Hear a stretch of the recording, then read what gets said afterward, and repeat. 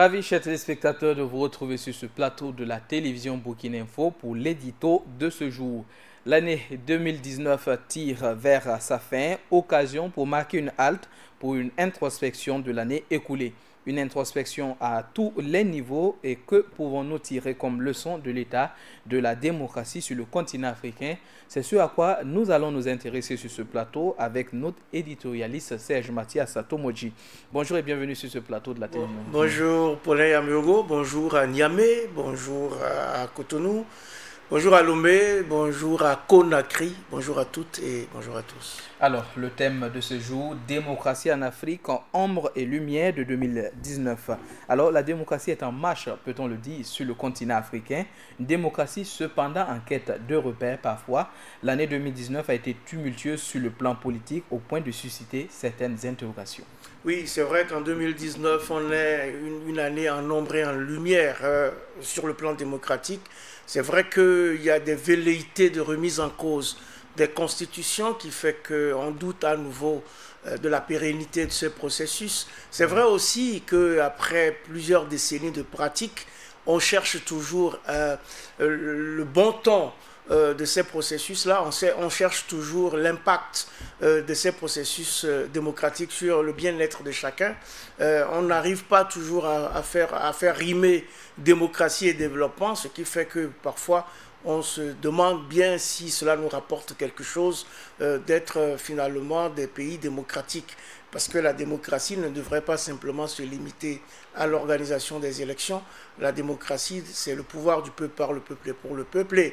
Et en raison de cela, chacun doit pouvoir sentir que nos pays sont mieux gérés, parce qu'ils sont mieux gérés et que les institutions se portent bien et sont plus forts et sont plus fortes. Donc chacun doit pouvoir sentir les retombées sur son vécu quotidien.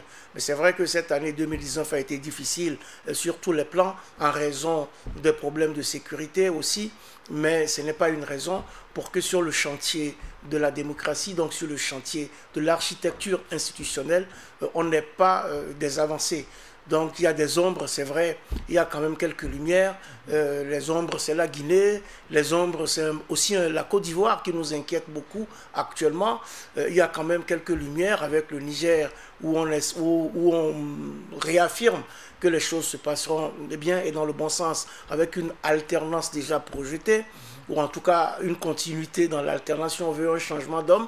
Ensuite, je crois que la situation globale est un peu contrastée.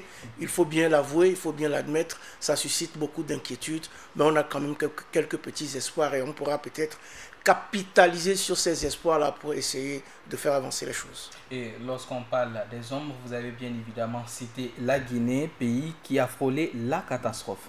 Oui, la Guinée nous inquiète énormément en raison de ce projet de nouvelle constitution introduit par le président Alpha Condé. Alpha Condé qui est quasiment au terme de son deuxième mandat, qui devrait normalement passer la main, mais qui donc à ce moment-là introduit une nouvelle constitution, synonyme de nouvelle république, synonyme de remise des compteurs des mandats présidentiels à zéro. On sait très bien comment cela se passe sur le continent. On l'a déjà vu par le passé pour s'en inquiéter aujourd'hui. On l'a déjà vu à plusieurs reprises pour ne pas être inquiet par rapport à ce qui pourrait se produire, d'autant que la société et les populations guinéennes, pour la plupart, sont contre ce projet de nouvelle constitution. Actuellement, on a des élections législatives qui sont projetées pour février. L'opposition menace de les boycotter. Et puis maintenant, on ne sait pas tellement si ce projet de nouvelle constitution, si ce référendum va se passer de façon pacifique. Les tendances actuelles nous inclinent à penser que non, puisque le président Alpha Condé a tenu mordicus à mettre en œuvre cette nouvelle constitution. Il ne dit pas s'il briguera un nouveau mandat, si après l'adoption de cette nouvelle constitution, s'il remet les compteurs à zéro et il refait un nouveau mandat, puis un second, et c'est là justement où il y a problème, c'est ce qui cristallise actuellement les violences, c'est ce qui cristallise les mécontentements, et je crois que de toutes parts, on l'a dissuadé d'aller dans ce sens, mais lui, il tient à le faire, ce qui fait qu'aujourd'hui, on a cette grosse inquiétude sur le continent pour 2020. Inquiétude également en Côte d'Ivoire où la redistribution des cartes du jeu politique ivoirien pose problème également. Oui, c'est vrai qu'en Côte d'Ivoire, on a des raisons d'être doublement inquiet, d'autant qu'on est sorti d'un processus électoral il y a 10 ans qui ne s'est pas très bien passé, avec cette crise post-électorale qui a débouché sur une guerre en bonne et due forme, avec 3000 morts à la clé. Aujourd'hui, on est comme saisi de constater qu'on se replace dans pratiquement les mêmes schémas, avec des antagonismes de toutes parts. Dernier épisode en date, vous l'avez suivi, Guillaume Soro, qui devait rentrer donc à Abidjan ce lundi, a dû se dérouter sur le Ghana avec des versions différentes. C'est lui qui s'est dérouté, c'est l'État ivoirien qui ne lui a pas accordé l'autorisation. De toute façon, aujourd'hui, il est inculpé, en tout cas, il a un mandat d'arrêt international sur sa personne pour déstabilisation et détournement de fonds. Donc, ce n'est pas de nature, en tout cas, à apaiser les cœurs, ce n'est pas de nature à nous rassurer quant au processus électoral qui doit intervenir en 2020. Et je crois qu'aujourd'hui, tous les signaux sont pratiquement au rouge au niveau de la Côte d'Ivoire, parce que c'est un pays qui vient de loin, mais qui n'a pas su véritablement se sublimer pour faire la réconciliation. Et aujourd'hui encore, à la veille de la prochaine élection, on se retrouve dans une situation où on se demande comment tout cela va se passer. Il y a longtemps que les trompettes sonnent pour demander que les choses se passent bien, mais apparemment, les camps sont tellement divisés, sont tellement opposés depuis l'éclatement du RHDP, quand le président Henri Konan Bédié a décidé de partir, qu'aujourd'hui, on est dans une configuration où il va falloir encore que les gens, les uns et les autres prennent langue à nouveau pour essayer de pacifier cette situation-là, parce qu'effectivement, la Côte d'Ivoire, c'est un grand pays et on ne sait pas d'où ça peut partir. Et aujourd'hui, les Ivoiriens qui commençaient petit à petit à se dire « ça va aller », sont à nouveau inquiets. Alors, 2020, c'est la fièvre des élections dans la sous-région et le Burkina Faso n'est pas en reste et se prépare à organiser des élections dans un contexte d'insécurité majeure. C'est vrai qu'au Burkina, on est tout autant inquiet, même si les choses ne sont pas tout à fait pareilles. Donc aujourd'hui, au Burkina, on fait face à une situation sécuritaire très très pénible, avec le terrorisme qui sévit.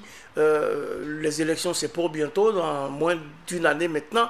Et on nous dit que ces élections se tiendront à bonne date, mais c'est vrai qu'il y a aussi toutes ces réalités. Il y a d'un côté ceux qui se lèvent pour exiger que ces élections se tiennent effectivement et à bonne date, mais il y a aussi ceux qui, inquiets, regardent un certain nombre de zones où la sécurité n'est pas garantie, et on se demande si d'ici à là on pourra renverser la tendance.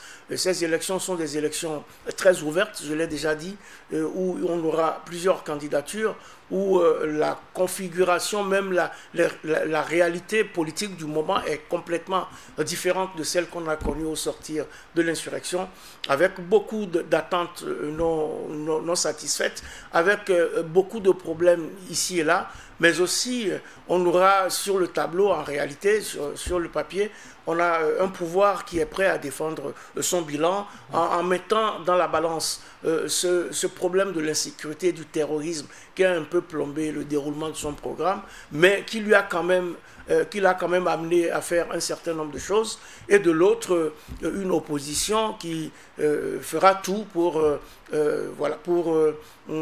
diaboliser le quinquennat qui est en train de s'achever.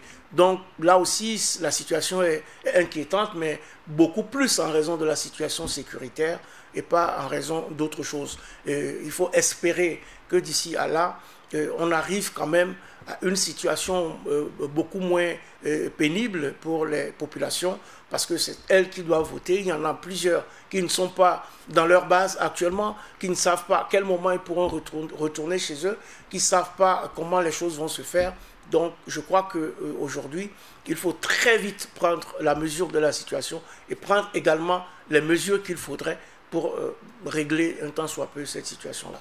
Alors 2019 au Bénin a été marqué par des remous sociaux liés à la gestion de Patrice Talon, au point de remettre en cause la démocratie dans ce pays. Ouais, disons que sur le plan institutionnel et sur le plan démocratique, il y a eu des élections législatives qui n'ont pas intégré tout le monde. L'opposition n'a pas pu prendre part à ces élections législatives-là du 28 avril 2019. Des élections législatives qui donc ont consacré un parlement monocolore, des députés issus d'une seule tendance politique, ce qui fait tâche dans le décor démocratique, d'autant que le Bénin, on le sait, était champion en la matière, était considéré comme l'un des points forts au niveau des processus démocratiques en Afrique, notamment depuis sa conférence nationale tenue en février 1990. Mais dans la foulée de ces élections législatives qui ont entraîné des violences ici et là, avec une cristallisation des positions politiques, eh bien, il est intervenu une révision, en tout cas, oui, une révision de la Constitution, qui est là aussi contestée par l'opposition, ce qui veut dire qu'aujourd'hui, même après avoir organisé un dialogue, mais plutôt des monologues séparés, le pouvoir de son côté et l'opposition de son côté, on en est presque au même point où il y a une partie de la classe politique et donc une partie de la population qui regarde en chien de faïence l'autre partie, et puis on ne sait pas ce que nous apportera 2020.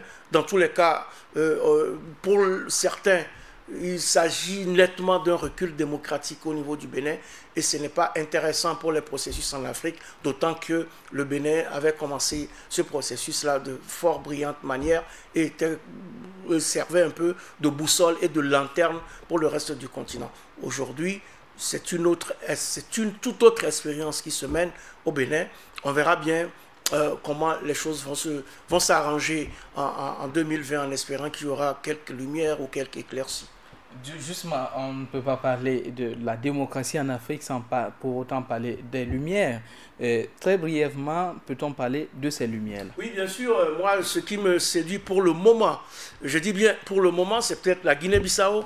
La Guinée-Bissau, où malgré les difficultés, malgré tout ce qu'il y a eu comme tentative de remise en cause du processus, ce processus électoral est presque arrivé à son terme. On a pu tenir un premier tour d'élection présidentielle et le président en poste qui a été battu dans les urnes a reconnu sa défaite et on attend d'assister à un second tour. Il faut vraiment travailler de concert avec la Guinée-Bissau qui vient de loin parce que c'est un pays qui est instable. Ça serait la première fois qu'un président démocratiquement élu passerait alors le témoin à un autre président démocratiquement élu. Ça pourrait être l'une des meilleures promesses pour 2020 sur le continent et ça serait bien de suivre cette expérience bissau-guinéenne et puis de travailler à conforter cette expérience. Lumière, on dirait un mot rapide sur le Niger où là aussi il n'est pas question de révision de la Constitution. Mahamoudou Issoufou a annoncé depuis longtemps qu'il passera le témoin. Il a d'ailleurs désigné son successeur et normalement, tout devrait bien se passer au Niger pour que fin 2020, on ait cette élection, fin 2020, début 2021, pour donc un nouveau président à la tête du Niger. Merci bien à vous, Serge Mathias Tomodji. Démocratie en Afrique, ombre et lumière de 2019. C'était le thème de votre édito de ce jour. Très bonne suite de programmes sur Burkina Info, votre chaîne d'information en continu. Au revoir.